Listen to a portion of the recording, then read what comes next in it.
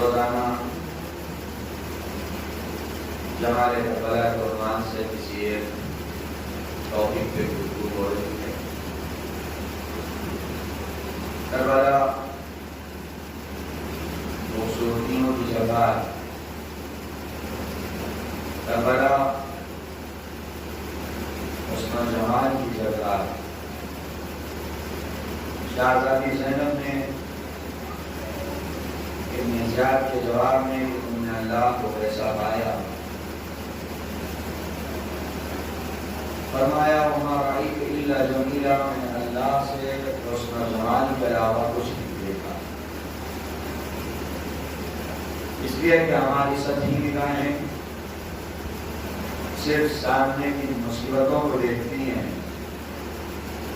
مصیبتوں کے پیچھے ہو سکتا ہے کتنی آسانیاں ہوں ہم وہ نہیں دیکھ پاتے۔ ہم صرف پریشانیاں دیکھتے ہیں۔ اللہ نے کورونا مسلط کر دیا ہم پہ، ہو سکتا ہے اسی کورونا کی وجہ سے بہت سی پریشانیاں ہم سے دور ہو گئی ہیں، اور ہو سکتا ہے پروردگار اسی کے دوپہر میں بہت سی پریشانیوں کو اٹھا دے۔ ہم نہیں سمجھتے، اللہ بہتر جانتا ہے۔ ہم نہیں سمجھتے، پروردگار بہتر جانتا ہے۔ حسن و جمال کربلا یہی تھا۔ دنیا یہ سمجھ رہی تھی کہ حسین قتل ہو گئے، عباس قتل ہو گئے، تمام جانثاران شہید ہو گئے، سید الشہداء کے ہمراہ سب کو شہادت مل گئی۔ اب تو یہ ہار گئے، اب تو انہیں شکست ملی، یہ تو جیت نہ پائے۔ لیکن میں نے اس جملے کو کئی بار کہا بھی ہے کہ جیت اور ہار کے معیار ہوتے ہیں، اس معیار کے ذریعے سے طے ہوتا ہے جیتا کون ہے، ہارا کون ہے۔ معیار بتائے گا کون جیتا کون ہارا، معیار طے کرے گا فتح کسے ملی شکست کسے ملی، معیار طے کرے گا کون فتح مبین والا ہے کون شکست فاش والا ہے۔ جیت اور ہار کے معیار میں سب سے پہلا معیار یہ ہے کہ کبھی بھی جیتی ہوئی پارٹی سے نکل کے کوئی ہاری پارٹی میں نہیں جاتا. ہاری پارٹی سے نکل کے جیتی ہوئی پارٹی میں سب جاتے ہیں. ہم نے حکومتوں کو دیکھا, ہم نے پارٹیوں کو دیکھا جن کی 50-60 سال حکومت رہی ہے, وہ پارٹی بھی ٹکڑے ہو رہی ہے. اس لیے کہ جب شکست ملتی ہے سب بھاگ بھاگ کے جیتے ہوئے کی طرف جاتے ہیں. ایسا نہیں ہوتا جیتا ہوا ادھر چھوڑ کے ادھر آ جائے, اس لیے کہ ادھر حکومت ہے, حکومت چھوڑ کے غربت کی طرف پہنچ جائے گا, حکومت چھوڑ کے مخالفت کی طرف پہنچ جائے گا. ہمیشہ معیار میں یہی ہے, جیتی ہوئی پارٹی سے نکل کے کوئی ہاری پارٹی میں نہیں جاتا. ہارے ہوئے سے نکل کے جیتے میں لوگ جاتے ہیں. برابر دیکھ رہے ہیں کہ جیتے ہوئے سے نکل کے کوئی نہیں جا رہا ہے. ہاری ہوئی پارٹیاں ٹوٹ رہی ہیں, سب ادھر جا رہے ہیں جدھر جیتی ہوئی پارٹی ہے. کربلا کی تاریخ میں کوئی بتا دے حسین کی طرف سے نکل کے کوئی یزید کی طرف گیا ہو, لیکن یزیدی لشکر سے لوگوں نے نکل کے بتایا ہے تم سفید نگاہ نہ رکھو, 50 سال کی جیت الگ ہے, ہمیشہ کی جیت الگ ہے. حسین ہمیشہ کے لیے جیتا ہے, یزید ہو سکتا ہے آج جیت گیا ہو. ایک صلوات پڑھ دے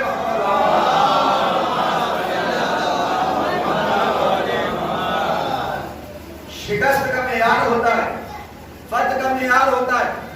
فتح و شکست کا ایک اور معیار, جب تک الیکشن نہیں ہوتا تب تک ساری پارٹیوں کے جلوس نکلتے, لیکن ایک بار الیکشن ہو گیا تب ہارے ہوئے اپنا پرچم لے کے نہیں نکلتے, وہ تو منہ چھپائے پھرتے ہیں. ہم نہیں نکلیں گے اپنا پرچم لے کے. پرچم کس کا نکلے گا جو جیت گئے, جلوس کس کا نکلے گا جو جیت گئے. وہ خوشی مناتے ہیں ہم جیتے ہیں, ہارے ہوئے جلوس نہیں نکالتے. کربلا کے بعد کوئی بتا دے یزیدی جلوس نکلا ہو, کوئی بتا دے یزید کا جلوس نکلتا ہو, لیکن یہ پرچم اس بات کی نشانی ہے حسین کل بھی جیتا تھا, حسین آج بھی جیتا ہے. ہم جیتی ہوئی پارٹی ہے. فتح و شکست کے معیار ہوتے. تیسرا معیار, جب کسی کام میں کامیابی ملتی ہے تو سب کریڈٹ لیتے ہیں. آپ کے گلی میں پتھر کبھی نہ بچھاؤ 50 سال تک, ایک بار بچ جائے تو وہاں پہ کئی لوگ آگے کھڑے ہو جائیں گے ہمارے ہی فون سے بچھایا, ہم نے بچھوایا, ہم نے کام کیا. کئی لوگ آ جائیں گے کریڈٹ لینے کے لیے, ہماری وجہ سے, ہماری محنت ہی ہمارا کام تھا, ہم نے یہ کیا, ہم نے وہ کیا. لیکن جو شکست کھاتے ہیں وہ ایک دوسرے کو بلیم کرتے ہیں, ان کی وجہ سے ہار گئے, ان کی وجہ سے ہار گئے, انہوں نے ووٹ نہیں دیا, انہوں نے غداری کر دی, انہوں نے یہ کام کیا, انہوں نے وہ کام کیا. یعنی ہار کا معیار یہ ہوتا ہے کہ ہر آدمی دوسرے پہ ڈالتا ہے. ان کی وجہ سے وہ کہتے ہیں, ان کی وجہ سے وہ کہتے ہیں, ان کی وجہ سے وہ کہتے ہیں, ان کی وجہ سے. فتح والا سب اپنی آواز بلند کرتے ہیں, ہم جیتے ہیں, ہم جیتے ہیں, ہم جیتے ہیں. دربار کوفہ, دربار شام, بازار کوفہ, بازار شام, کبھی سید سجاد خطبہ دے رہے ہیں, کبھی شہزادی زینب خطبہ دے رہی ہیں, اس لیے کہ یہ جیتے ہیں. لیکن اسی دربار شام میں یزید کہہ رہا ہے عبید اللہ ابن زیاد نے مارا, ابن زیاد کہہ رہا ہے مصر زیاد نے مارا, مصر زیاد کہہ رہا ہے شبر نے مارا. سب ایک دوسرے کو اوپر ڈال کے بتا رہے ہیں ہم ہار گئے, سب ایک دوسرے کے اوپر ڈال کے بتا رہے ہیں ہم ہار گئے ہیں, ہم ہار گئے ہیں. تم نے تو اسیر بنا دیا, اب تو کہو ہم نے اسیر بنایا ہے. لیکن اسی دربار میں سب ایک دوسرے کے اوپر ڈال رہے ہیں. یزید کہہ رہا ہے کہ ہم کیا کریں, ابن زیاد نے مار دیا, ابن زیاد کہہ رہا ہے وہ عمر سعد نے مار دیا, عمر سعد کہہ رہا ہے شمشیر ہماری تھوڑی چلی تھی, شمشیر تو شبر کی چلی تھی, خنجر تو شبر کا چلا تھا, اس نے مارا. سب ایک دوسرے کے اوپر کر رہے ہیں, اس لیے وہ جانتے ہیں ہم شکست کھا چکے ہیں, وہ جانتے ہیں ہم ہار چکے ہیں, وہ جانتے ہیں ہمارے یہاں فتح نہیں ہے. جو اپنی شکست سمجھ لیتا ہے سب دوسرے کو اوپر ڈالنا شروع کرتا ہے. یہ ان کی وجہ سے, یہ ان کی وجہ سے, یہ ان کی وجہ سے. جمال کربلا یہ ہے کہ زینب ہر دربار میں اپنی فتح کا اعلان کر رہی ہے. زینب ہر دربار میں اپنی جیت کا اعلان کر رہی ہے، ہم جیتے ہیں، تم ظاہری پریشانی کو دیکھ رہے ہو، ہم نتیجے کو دیکھ رہے ہیں، نتیجہ کیا ملا، ہم ہدف کو دیکھ رہے ہیں، ہدف کیا ملا۔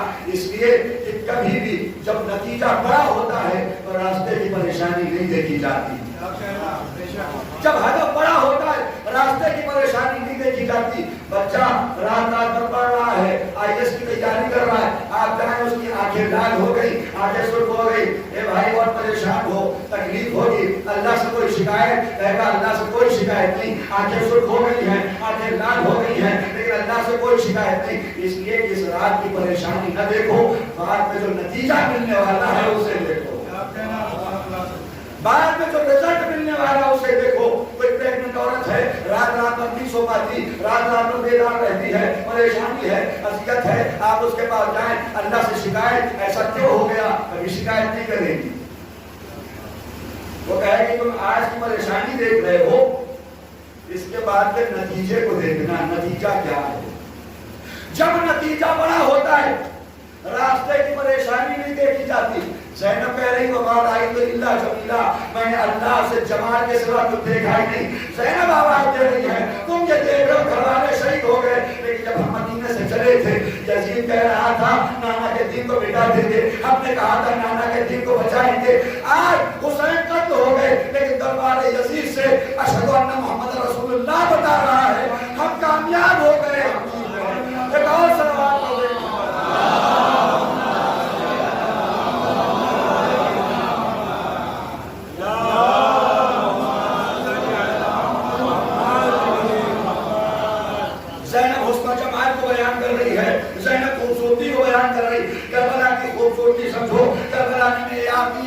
اگر کربلا نہ ہوتی تو بہت سے معیار سمجھ ہی نہ آتے۔ خدا کی قسم اگر کربلا نہ ہوتی تو عمر سعد کو آپ لوگ بہت مقدس سمجھتے، اگر کربلا نہ ہوتی شمر کو بہت اچھا سمجھتے، اگر کربلا نہ ہوتی شبر جیسے لوگ بہت مقدس رہتے۔ لیکن کربلا نے بتایا جتنے مقدس بنے ہوئے ہیں نا، ہم سب کے چہرے سے نقاب ہٹا دیں گے، ہم بتائیں گے عمر سعد ہے۔ اگر کربلا نہ ہوتی عمر سعد ایسی ذات، ایسی پرسنالٹی جو امام حسین کو چاہتی، واقعی چاہتا، لیکن بس اتنا جب تک دنیا سے نہ ٹکرائے۔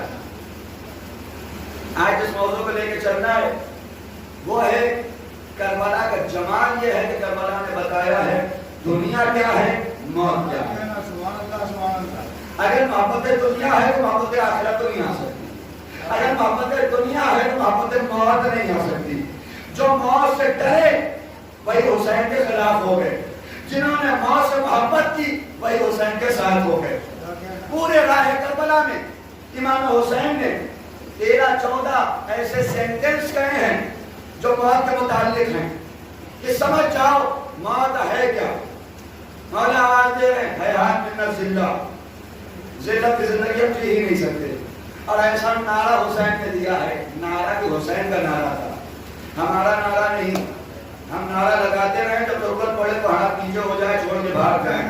وہاں نعرہ لگانے والا اگر کہے موت شہر سے زیادہ شیریں ہے تو کر کے دکھائے گا۔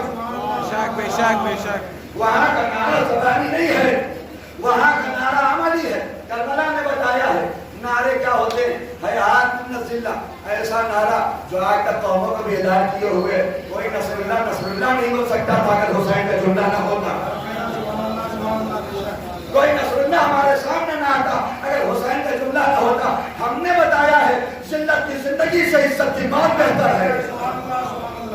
ہم نے بتایا ہے ظالم کے سامنے سر جھکا کے رہنے سے عزت سے مر جانا بہتر ہے۔ ایک بات نہیں، مولا نے عاشور میں بھی جب سب شہید ہو گئے صرف بنی ہاشم بچے،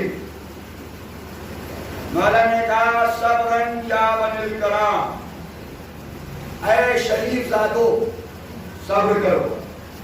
مولا یہ بلند آواز میں ان سے کیوں کہہ رہے ہیں، آرام سے کہہ سکتے یہ مقتل میں کیوں کہہ رہے ہیں۔ امام حسین بتا رہے ہیں اگر یہ شریف ذاتے ہیں تو ان کے مقابلے میں جتنے ہیں، اگر یہ شریف ذاتے ہیں تو مقابلے میں جتنے ہیں، میں وہ لفظ استعمال نہیں کرتا منبر سے، میرے حالات ذاتے ہیں، یا بنی الکرام، اے شریف ذاتو صبر کرو، فَمَا الْمَوْتُ إِلَّا قَدَّرَ، موت کچھ نہیں ہے، ایک پل ہے، پل جو تمہیں پریشانیوں سے آسانیوں کی طرف لے جا رہا ہے۔ دنیا موت کو پریشانی سمجھتی رہی، کربلا نے بتایا ہے موت پریشانی کی جگہ نہیں ہے، آسانی کی جگہ ہے۔ دنیا کے ہر میدان میں لوگ زندگی کی طرف بھاگتے، لوگ حیات کی طرف بھاگتے۔ کون ہے جو حیات کی طرف نہیں بھاگتا؟ اچھے اچھے، ورنہ اگر پیغمبر ساتھ میں ہیں، جنگ کر رہے ہیں، خطرہ ہوا پیغمبر کو بھی چھوڑ کے بھاگ رہے ہیں، وہ یہ سمجھ رہے ہیں ان سے دور جانے میں حیات ہے۔ نبی آواز دے رہے ہیں حیات محمد کے پاس ہے، محمد سے دور جا کے نہیں مل سکتی، محمد کو چھوڑ کے جانے میں حیات ہے۔ دنیا حیات کی طرف بھاگتی ہے، زندگی کی طرف، اس لیے وہ سمجھتی ہے زندگی یہی 25 سالہ، یہی 50 سالہ، یہی 60 سالہ، لیکن کربلا نے پورا معیار بدل دیا۔ کربلا موت کی طرف بھاگ رہی ہے، وہاں کمپٹیشن حیات کا نہیں ہے، وہاں کمپٹیشن موت کا ہے۔ میدان احد کا کمپٹیشن تاریخ میں لکھا، جب پلٹ کے لوگ آئے ہیں تو فضلیہ کہتے ہیں، ایک نے کہا میں وہاں چڑھ گیا، تو وہ اوپر دیکھ رہے وہاں پہنچ گیا تھا، دوسرے نے کہا پھر بھی تم پاس میں اتنی دور چلا گیا، 3 دن بعد پلٹ گیا، 3 دن بعد پلٹ گیا ہے، اتنی دور نکل گیا تھا۔ یعنی وہاں بھاگنے کا کمپٹیشن ہو رہا تھا، کتنا دور نکل جاؤ۔ کربلا میں موت کا کمپٹیشن ہو رہا تھا۔ عباس آ رہے مولا مجھے اجازت دے دیجیے، قاسم آ رہے مولا مجھے اجازت دے دیجیے، اکبر آ رہے مولا مجھے اجازت دے دیجیے۔ یہاں کمپٹیشن موت کا ہو رہا ہے، اس لیے کہ جانتے ہیں اس موت کے پیچھے حیات ابدی ہے، اس موت کے پیچھے وہ زندگی ہے جس کے پروردگار نے ضمانت دی ہے، جہاں ساری نعمتیں ملنے والی ہیں۔ ایک اور صلوات پڑھتے ہیں،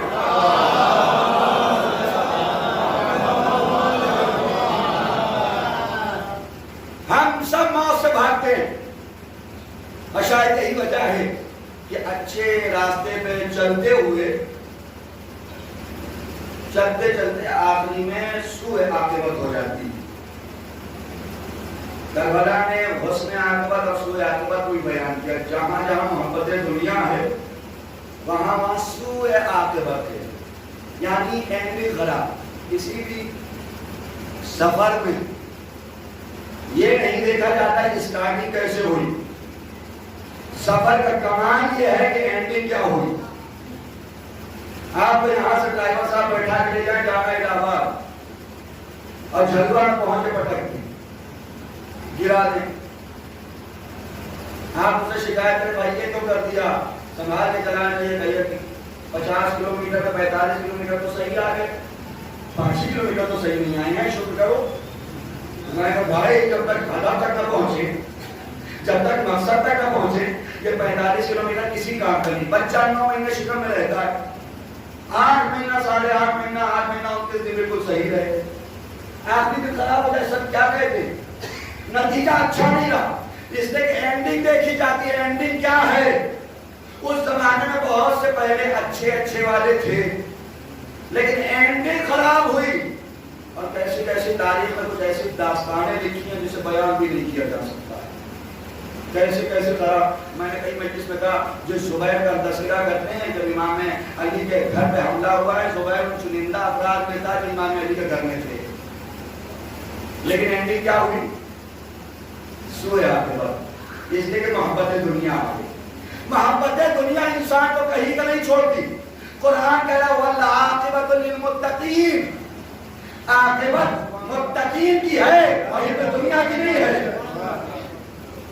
تو کیا مطلب یہ ہے کہ پھر دنیا نہ چاہیں، پھر دنیا کو چھوڑ دیں، غریب بن کے رہیں؟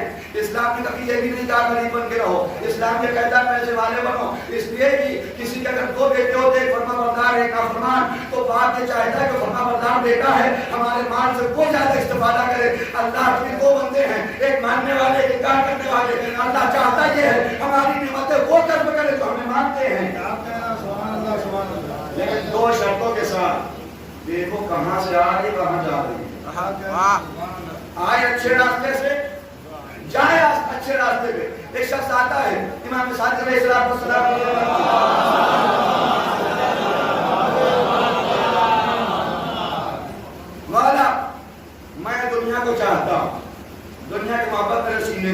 امام نے کہا وہ کیسے؟ کہا میں اپنی بیوی کو بھی چاہتا ہوں، میں چاہتا یہ ہوں کہ شادی ہو گئی ہے، بچے بھی ہوں، یہ بھی دنیا، میں چاہتا ہوں خوب پیسہ جمع کر لوں، اچھا گھر بنا لوں، اچھی زندگی ہے، اپنے اہل و عیال کو قاعدے سے رکھوں، میں چاہتا ہوں پیسہ خوب ہو جائے تو سب کی مدد کروں۔ امام نے کہا یہ دنیا نہیں ہے، یہ تو آخرت ہے، اسے دنیا نہیں کہتے ہیں، اسے آخرت کہا جاتا ہے۔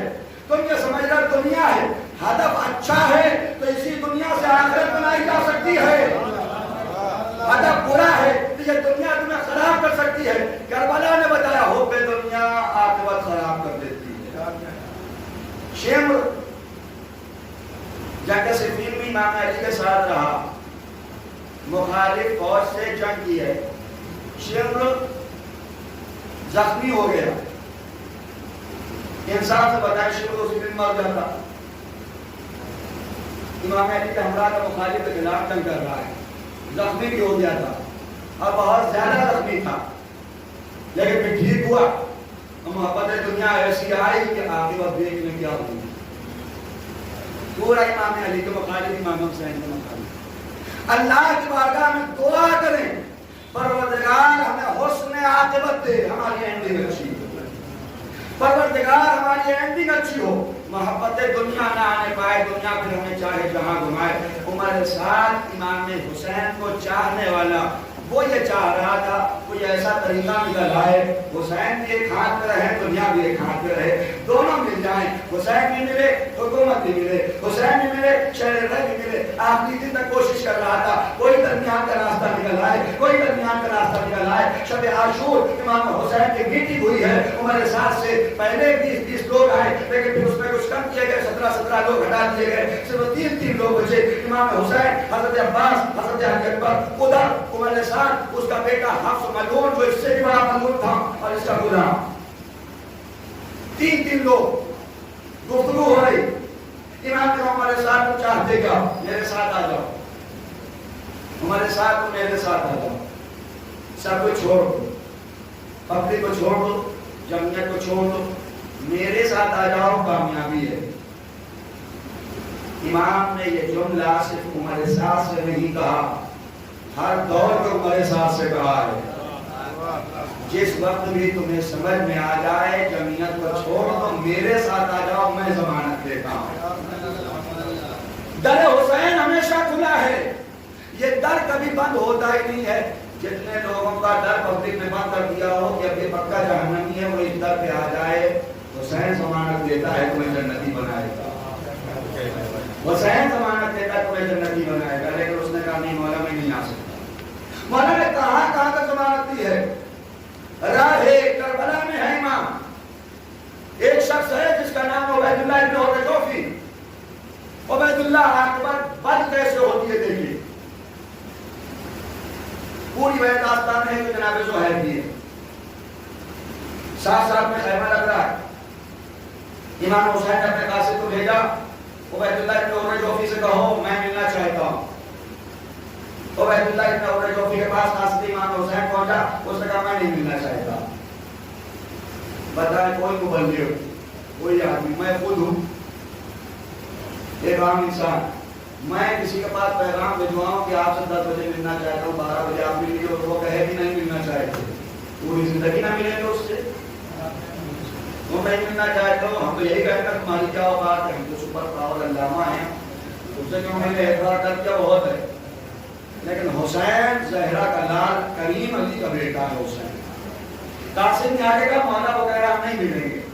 امام حسین خود اٹھے، اٹھ کے عبید اللہ کے خیمے پہ پہنچے۔ دنیا کا محاورہ ہے کنواں پیاسے کے پاس نہیں جاتا، لیکن اگر حسین جیسا کنواں ہو تو پیاسوں کو تلاش کرتا ہے، ہم ہر پیاسے کے پاس جائیں گے۔ حسین پہنچے، کون؟ میں زہرا کا لال حسین آیا ہوں، خود آیا۔ اب دوڑ کے آ گیا، اب مولا آئے، حسین آئے۔ عبید اللہ کوفے کا نامی گرامی بھائی، بمبئی میں جو بھائی بولتے ہیں، بڑا کون مافیا، نامی گرامی، کوئی کام چھوٹا ہی نہیں تھا اس سے۔ مولا نے آگے سے کہا عبید اللہ میری طرف آ جاؤ، میں جا رہا ہوں دین اسلام کو بچانے کے لیے۔ عبید اللہ میں ضمانت دیتا ہوں تمہارا ماضی بالکل پاک و صاف کر دوں گا، میں شفاعت کروں گا تمہاری. آ جاؤ میرے ساتھ، آ جاؤ میرے قریب. مجھے مان. عبید اللہ نے کہا مولا نہیں آ سکتے، اس لیے کہ ہمارا راستہ الگ ہے، آپ کا راستہ الگ ہے، ہم نہیں آ سکتے آپ کے ساتھ. مولا سمجھاتے ہیں، اس نے کہا نہیں آ پائیں گے. مولا نے کہا ٹھیک ہے، خدا حافظ. امام حسین چلے. اس نے روکا، اے علی کے بیٹے، اے علی کے لال، آپ خود چل کے میرے دروازے تک آئے ہیں تو احسان ہے، اس لیے میری شمشیر لے لیجئے، میرا گھوڑا لے لیجئے، انشاءاللہ آپ کو میدان میں یہ کام دے گا. میں تو نہیں آ سکتا. امام حسین نے کہا عبید اللہ ہمیں تمہاری ضرورت ہے، تمہارے دولت کی ضرورت نہیں ہے. سبحان اللہ سبحان اللہ. ہم تمہیں چاہتے ہیں، تم چاہیے تمہاری دولت نہیں چاہیے. ایک بار تم ہمارے ہو گئے تو ہم تمہارا سارا مال قبول کر لیں گے. پھر مولا نے قرآن کی آیت کی تلاوت کی، وما کنت متخذ المضلین عضدا. ہم حسینی کام میں گمراہوں کی مدد نہیں لیتے ہیں. ہم نیک کام میں گمراہوں کی مدد نہیں لیتے. حسین نے صرف جملہ نہیں کہا، جتنے عزادار ہیں سب سے پیغام پہنچا دیا ہے. انجمن کا کام ہے، حسینیہ کا کام ہے، مجلس کا کام ہے، جلوس کا کام ہے. شرابی سے 2000 کا چندہ لے کے خوش نہ ہو، اس سے چندہ لے لیا، اس سے چندہ لے لیا، فلاں سے چندہ لے لیا. یہ حسینی کام ہے، اس میں گمراہوں کا پیسہ نہیں لگ سکتا. ایک صلوات پڑھ دیں محمد.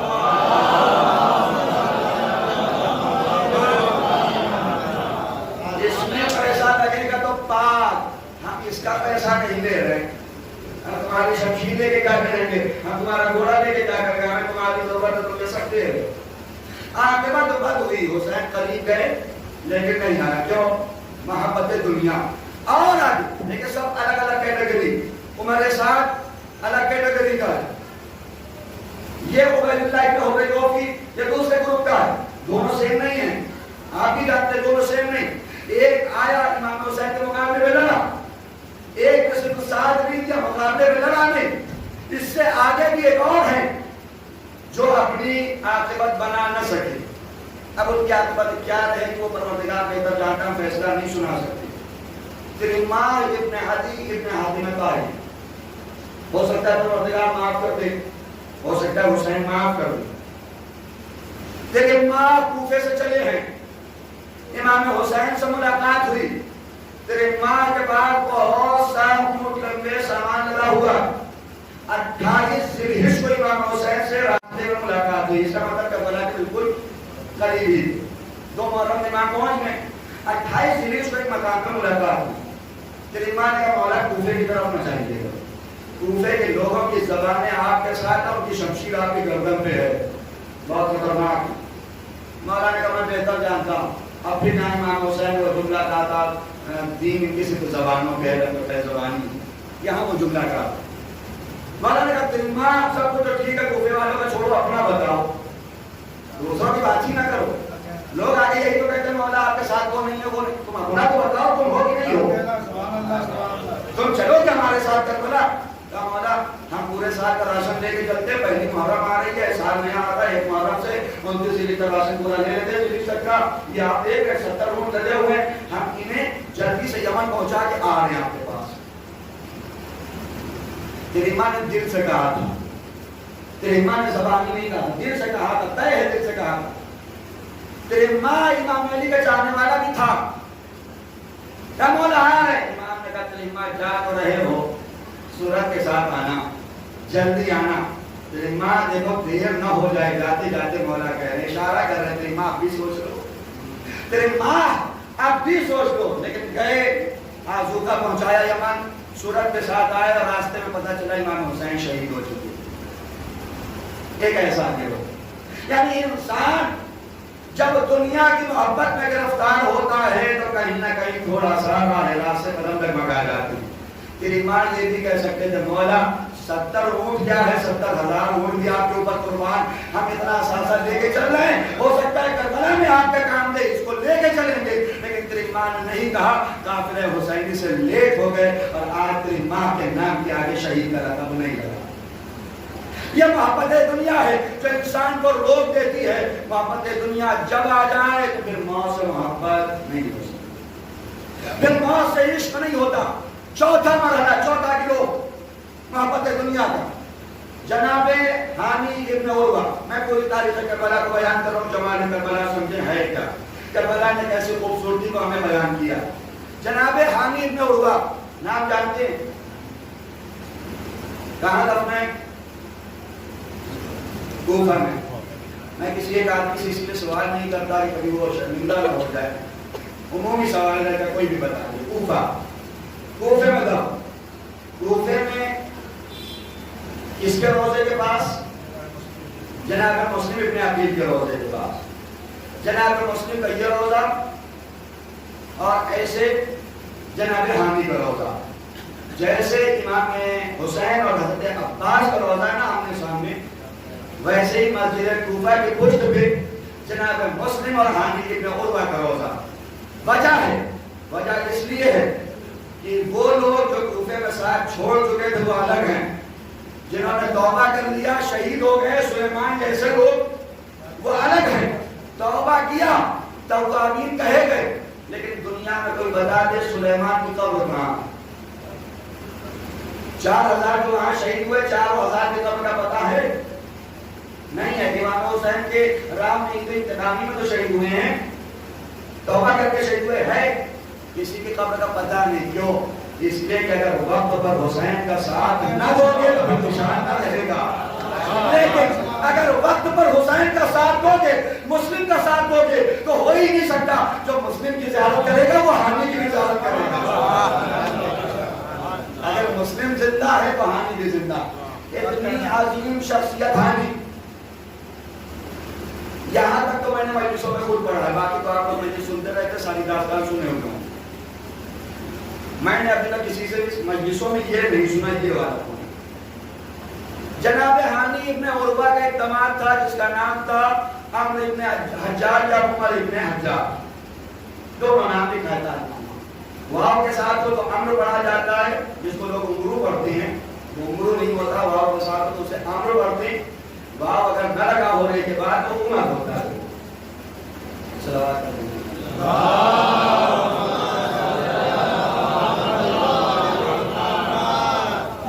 داماد ہے عمرو ابن حجاج.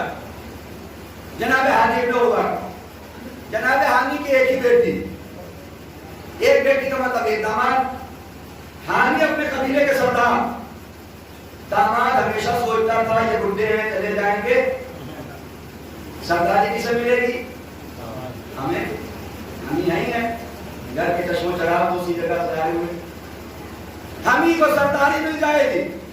جناب حامی نے اپنی جان نچھاور کر دی, مسلم کا پتہ نہیں بتایا. لیکن جیسے ہی حامی شہید ہوئے, عمرو ابن حجاج نے جا کے عبید اللہ ابن زیاد کے ہاتھ پہ بیعت کر لی. صرف محبت دنیا, صرف دنیا کی لالچ, بیعت کر لی. اور کتنا برا یہ قبیلہ بن گیا. قبیلے کا نام ہے بنی مضحج. کربلا میں فرات پہ پہرا دینے کی ذمہ داری جس قبیلے کی تھی, یہی عمرو ابن حجاج اپنے قبیلے کو لے کے آیا تھا. کہاں حامی جیسی ذات, اور کہاں جب حب دنیا آئی تو حسین کے بچوں کے اوپر پانی بند کرنے والے ہو. یہ محبت دنیا ہے. جب محبت دنیا آتی انسان کیسے بدل جاتا ہے. لیکن جہاں دنیا کی کوئی محبت نہ ہو, جہاں دنیا کا کوئی عشق نہ ہو, جہاں صرف اور صرف رضا پروردگار دکھائی پڑ رہی ہو, وہاں یہ بتایا جاتا ہے کہ موت سے کتنی محبت ہے. ہم دنیا سے محبت کرنے والے نہیں, ہم موت سے محبت کرنے والے, ہم موت سے عشق کرنے والے. کائنات کے کسی بھی قوم کی کسی فرد نے آج تک موت کا مزہ بتایا؟ کوئی نہیں بتا سکتا موت کا مزہ کیا ہے. کوئی نہیں بتا سکتا موت میں کیا لذت ہے. لذت اگر کسی نے بتایا ہے تو علی کے پوتے قاسم نے بتایا. ایک طرف علی آواز دے رہے ہیں موت سے, اس سے کہیں زیادہ محبت جتنا بچہ شیر مادر سے محبت کرتا ہے، ایک طرف قاسم آواز دے رہے ہیں احلی من العسل، شہد سے زیادہ شیر۔ دنیا زندگی کی طرف بھاگتی ہے، کربلا نے بتایا موت کے لیے کمپٹیشن کرتی ہے، جہاں سے بات کی ابتدا کی۔ اگر میں یہیں پہ کہہ دوں آپ نے 10 لوگوں کو قربانی پیش کر دی، پین لے لوں کاغذ لے، چلو نام نوٹ کراؤ، لوگ ایک دوسرے کے پیچھے چھپنے لگے، کہیں ہمیں نہ دیکھیں، کہیں ہمیں نہ دیکھیں، کہیں ہمیں قربانی نہ پیش کرنا پڑ جائے۔ لیکن کربلا نے تاریخ کو بالکل برعکس بیان کیا۔ حسین محضر شہادت پڑھ رہے ہیں، عباس تمہارا نام ہے، عباس کو لوگ مبارکبادی دے رہے، اے بیٹا علی اکبر تمہیں بھی شہید ہونا ہے، اکبر کو مبارکبادیاں دی جا رہی، اے بیٹے اور محمد تمہیں قربانی پیش کرنی، اے ابھی تمہیں بھی شہید ہونا ہے۔ تاریخ کہتی ہے ایک 13 سال کا نوجوان بار بار اپنے پنجوں پہ کھڑا ہو کے چچا مجھے بھی دیکھ لیجیے۔ دنیا میں لوگ اپنا منہ چھپائیں گے، جب کہا جائے گا قربانی دو، قاسم پنجے کے بل کھڑے ہو رہے، چچا میں بھی دو، چچا میں بھی دو، چچا مجھے بھی دیکھ لیجیے۔ میں شہادت حسین نے بند کر دیا، قاسم کنارے گئے، اپنے زانوں میں سر دے کے زانوں قطار رونے لگے۔ حسین قریب آئے، اے میرے لال، اے میرے بھتیجے کیوں رو رہے ہو؟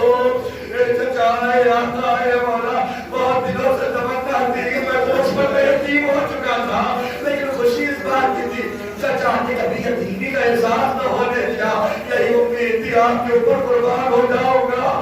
آج میری امیدوں پہ بھی پانی پھر گیا۔ حسین نے کہا اے قاسم موت تمہارے نزدیک کیسی ہے؟ اے بابا اے چچا احلی من العسل، شہد سے زیادہ شیریں ہے۔ قرآن کریم کہہ رہا ہے شہد میں تمام بیماریوں سے شفا ہے، قاسم کہہ رہے موت شہد سے زیادہ شیریں ہے، تمام پریشانیوں سے شفا، تمام پریشانیوں سے نجات۔ حسین نے اپنے کلیجے سے لگا دیا قاسم کو، اے بیٹا صرف تم نہیں بلکہ 6 مہینے کا گھر بھی قربان ہوگا، اے میرے لال 6 مہینے کا گھر بھی قربان ہوگا۔ ایک مرتبہ بنی ہاشم کی غیرت جاگ اٹھی، اپنی آستینوں کو بلند کیا، چچا کیا اشیاء خیموں میں آ جائیں گے؟ قاسم خیمے میں نہ آئیں گے، میں عسکر کو اپنے ہاتھوں میں لے کے جاؤں گا، اور بلا کا تیر ہوگا، عسکر کا گلا ہوگا، اشہد ان اللہ۔ شب گزر گئی، صبح عاشور میں مدار ہوئی، تاریخ گئی کہتی ہے کہ شہید ہو رہے ہیں۔ قاسم بار بار آتے چچا مرنے کی اجازت دے دیں، چچا مجھے بھی شہادت کی اجازت دے دیجئے، چچا مجھے بھی قربانی کی اجازت دے دیجئے۔ حسین یہی کہتے تھے میرے لال تم کو دیکھ کے میرا بھیا حسن یاد آتا ہے، اے میرے لال قاسم تمہیں معلوم نہیں ہے میں اور میرا بھیا حسن ہم ہر قدم ساتھ میں تھے، ہر جگہ ساتھ میں تھے، ہم اگر گوش رسول میں بیٹھے تو ساتھ میں بیٹھے، ہم اگر ناکہ رسول اگر ناکہ بنے تو ہم دونوں کے لیے بنے، ہر مرحلے پہ ہم ساتھ تھے۔ جب حسن جدا ہو گئے میں تمہارے صورت کی طرف دیکھتا ہوں، بھیا یاد آتا ہے، حسن یاد آتا ہے، کیسے مرنے کی اجازت دیکھوں، کیسے قربانی کی اجازت دیکھوں۔ قاسم پریشان گئے خیمے میں سر جھکا کے بیٹھے ہیں، زاروں قطار رو رہے ہیں۔ یاد آیا آقا انصاریان کے آج ہی میں مجلس سن رہا تھا، ایران کے بہت بڑے ذاکر ہیں آقا انصاریان، یعنی کل شب انہوں نے مجلس پڑھی، تمہارے ایک دن آگے ہے، آقا انصاریان تو مجلس پڑھ رہے تھے، انہوں نے جو تم لگا قاسم خیمے میں بیٹھے رہے، اتنے میں یاد آیا میرے بابا نے تعویذ باندھی تھی، کہا تھا میرے لال اس تعویذ کو تب کھولنا جو سخت ترین مصیبت ہو۔ قاسم نے کہا اس سے سخت مصیبت کون آئے گی؟ تعویذ کو کھولا، ماں کو دکھایا، ماں نے تعویذ پڑھی، قاسم نے تعویذ پڑھی، لیکن بہت خوشی کے عالم میں موت جس کے سامنے ہو ایسا خوش نہیں دکھائی پڑے، لیکن قاسم بتا رہے اگر کہا ہے تو کر کے دکھاؤں گا۔ بہت خوشی کے عالم میں حسین کی طرف چلے، حسین اپنے خیمے کے باہر موجود ہیں، ایک مرتبہ ماں اور بیٹے کو آتے ہوئے دیکھا، حسین زمین کربلا پہ بیٹھ گئے، یہ موت کے لیے آ رہے ہیں، یہ شہادت کے لیے آ رہے ہیں۔ جیسے ہی وہ تعویذ مانگا حسین کے ہاتھ پہ دیا، مضمون کو پڑھا، آنکھوں سے لگایا، اب جو مقتل بیان کرتا ہے چچا اور بھتیجے نے ایک دوسرے میں باہیں ڈال دی اور اتنا روئے کہ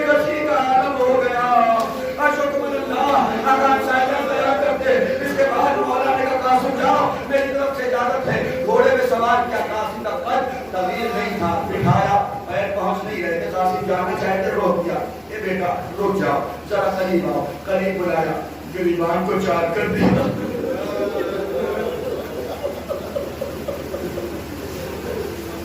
حسین نے قاسم کے گریبان کو چار کر دیا. چچا یہ گریبان کو چار کر رہے ہیں. قاسم عرب میں گریبان چار ہونا یعنی یہ بچہ یتیم ہے, کم سے کم اشریا کچھ تو خیال کریں گے, یہ یتیم ہے, اس میں مصیبت نہ ڈالو, اسے پریشان نہ کرو. میں کہوں گا مولا اشریا کوئی خیال نہ کریں گے. قاسم گئے مقتل میں, جنگ کرتے رہے, جنگ کرتے کرتے وہ مرحلہ بھی آیا. قاسم گھوڑے سے زمین پہ آئے, ساری تفصیلات کو چھوڑتے ہوئے زمین پہ آئے. آرام سے آگے کہتے جیسی قاسم زمین پہ آئے, پشت کے بل زمین پہ آئے, ایک شکی آگے بڑھا, اس نے ایسا نیزہ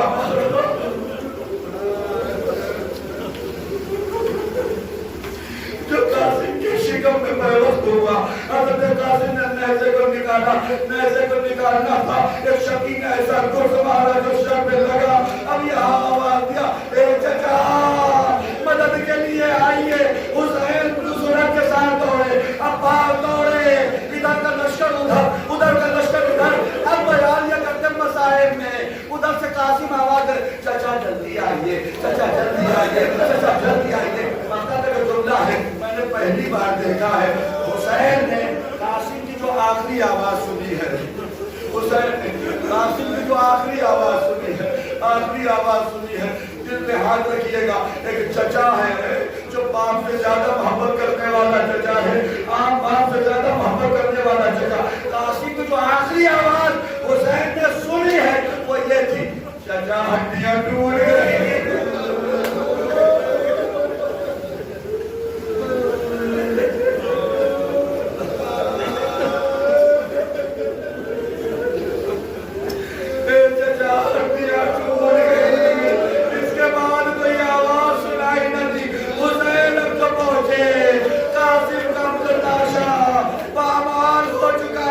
اپنے آپ کو لاشے پہ گرا دیا. اے میرے بھتیجے معاف کرنا, حسین نے آنے میں دیر کر دی. واہ قاسمہ واہ حسنہ, آئے میرا قاسم.